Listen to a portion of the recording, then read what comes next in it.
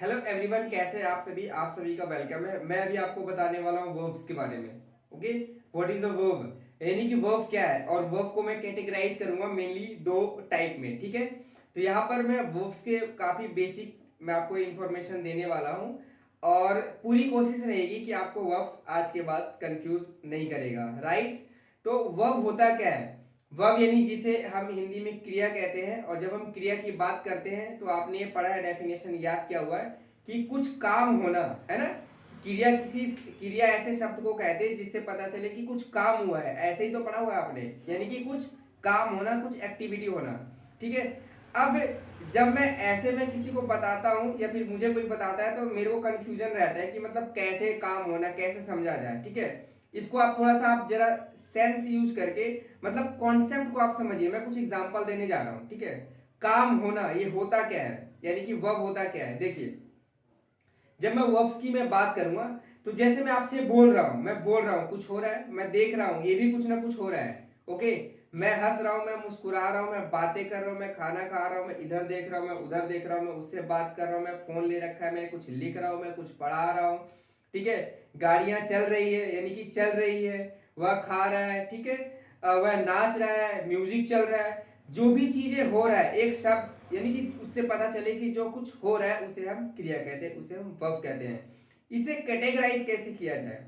Verbs की category की मैं बात करूं तो ऐसे तो बहुत सारे नाम है। लिंकिंग वर्ब कह देते हैं आप, ऑक्सिलरी वर्ब्स कह देते हैं, मेन वर्ब भी कह देते हैं आप, हेल्पिंग वर्ब कहते हैं, मेन वर्ब कहते हैं, मोडाल्स कहते हैं, ऑक्सिलरी कहते हैं, लिंकिंग वर्ब कहते हैं। फिर यहाँ पर तीन चार फॉर्म्स भी आता है, सेकेंड फॉर्म, थर्ड फॉर्म, ठीक है, पार्टिसिपल।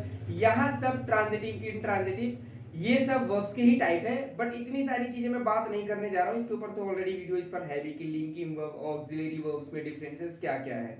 ओके, मैं यहाँ पर वर्ब्स को मेनली दो कैटेगरी में डाल रहा हूँ, transitive, intransitive. What they are, transitive, intransitive.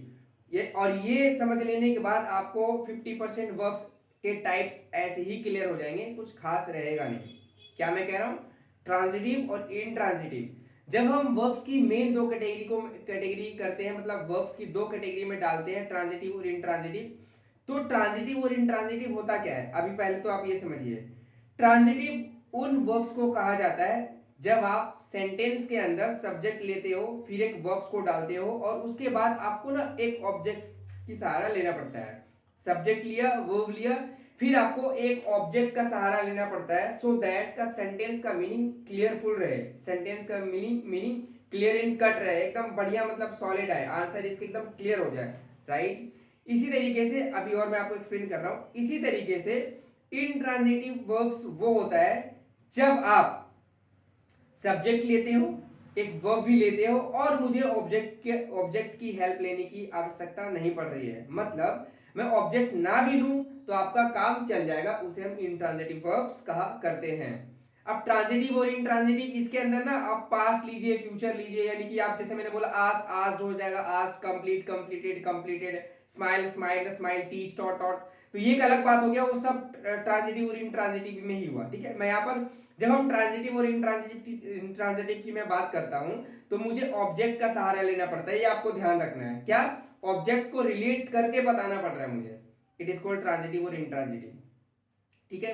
तो मैंने क्या बोला था, ट्रांजिटिव यानी कि वो वाले वर्ब जिसमें ऑब्जेक्ट की हेल्प लेना पड़ेगा, इंट्रांजिटिव यानी वो वाला वर्ब जिसके अंदर मुझे ऑब्जेक्ट के सहारा नहीं लेना पड़ सकता है, ठीक है। एग्जाम्पल ये रहेगा, जैसे मैंने बोला ट्रांजिटिव के लिए, आई कुक, मैं बोल रहा हूं मैं पकाता हूं, आई कुक। तो यहां पर कुक वर्ब है। जब मैं ये बोलूंगा किसी को तो सामने वाले को कंफ्यूज रहेगा थोड़ा सा, मतलब सामने वाला थोड़ा सा उसको क्लियर बात, मेरी बात उसे समझ नहीं है, उतना क्लियर नहीं हुआ। क्यों, क्योंकि वो कहेगा पकाया क्या है, व्हाट आई कुक, है ना। And what have I cooked, मैंने पकाया क्या है।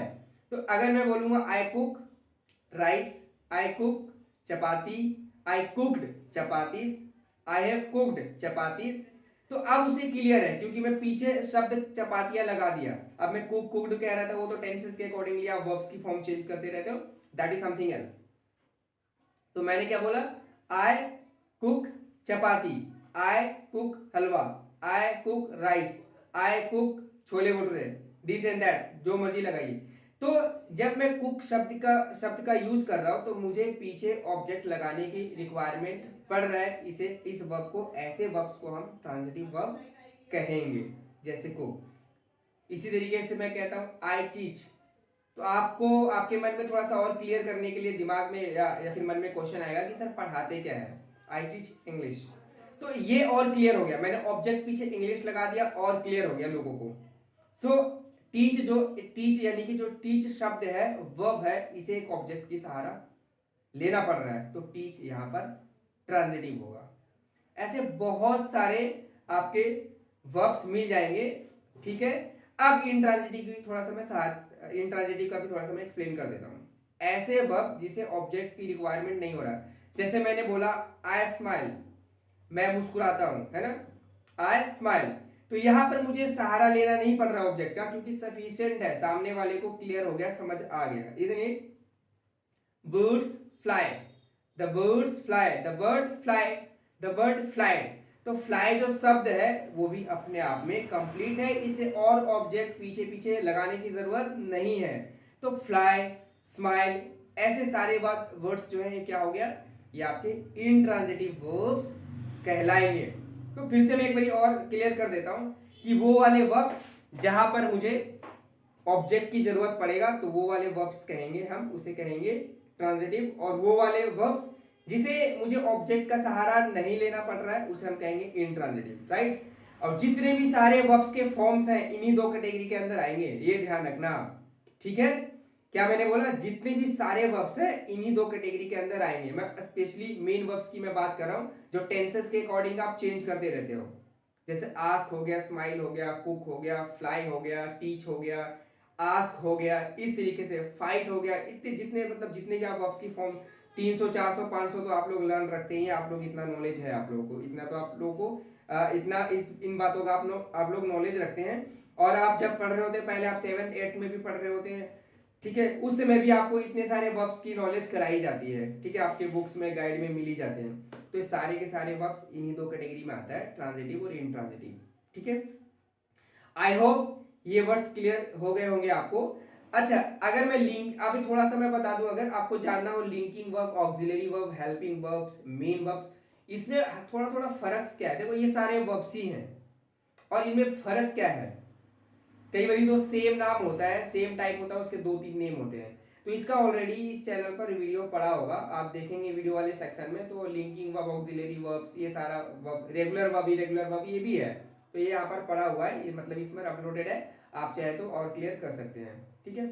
मेरा आपसे एक क्वेश्चन है, मेरा आपसे एक क्वेश्चन है कि आप कुछ वर्ड्स वहां पर लाए, ठीक है, कुछ वर्ब्स लाए वहां पर, और आप मुझसे पूछे कि सर ये वाला वर्ब्स कौन सा है, मैं आपको क्लियर जरूर करूंगा, 100% मैं आपको वीडियो में ही क्लियर करूंगा कि वो कौन सा टाइप है।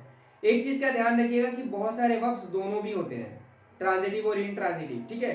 अगर मान लीजिए कि कई सिचुएशन में क्लियर करने के लिए उस वर्ब की रिक्वायरमेंट पड़ रही है, ऑब्जेक्ट की रिक्वायरमेंट पड़ रही है, तो वो हो जाएगा आपका इंट्रांजिटिव, और ऑब्जेक्ट की रिक्वायरमेंट, सॉरी, ऑब्जेक्ट की रिक्वायरमेंट पड़ रही है तो वो ट्रांजिटिव हो जाएगा, और ऑब्जेक्ट की रिक्वायरमेंट नहीं पड़ रही है तो वो इंट्रांजिटिव हो जाएगा, ठीक है। तो ऐसे बहुत सारे वर्ब्स होते हैं।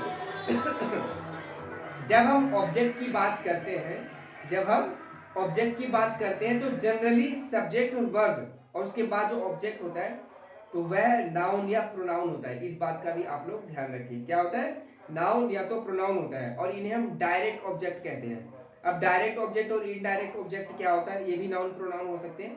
तो थोड़ा सा आप जो है कंफ्यूजन भरा बात होने लग गया है, तो आप इसको साइड में रखिए, मैं बता रहा हूँ कि ये सारी चीजें मैं आपको आगे एक्सप्लेन करूंगा, ठीक है, कि डायरेक्ट ऑब्जेक्ट, इनडायरेक्ट ऑब्जेक्ट क्या होता है। फिलहाल जब हम एक सेंटेंस को कंस्ट्रक्ट करते हैं तो मुझे सब्जेक्ट और वर्ब का एटलीस्ट रिक्वायरमेंट होता है, उसके पीछे जो लगाते हैं वर्ब होता है, सॉरी, वर्ब के बाद जो लगाते हो ऑब्जेक्ट होता है, और वह नाउन या प्रोनाउन होना चाहिए, ठीक है, तो हम उसे ऑब्जेक्ट कंसीडर करेंगे, ठीक है।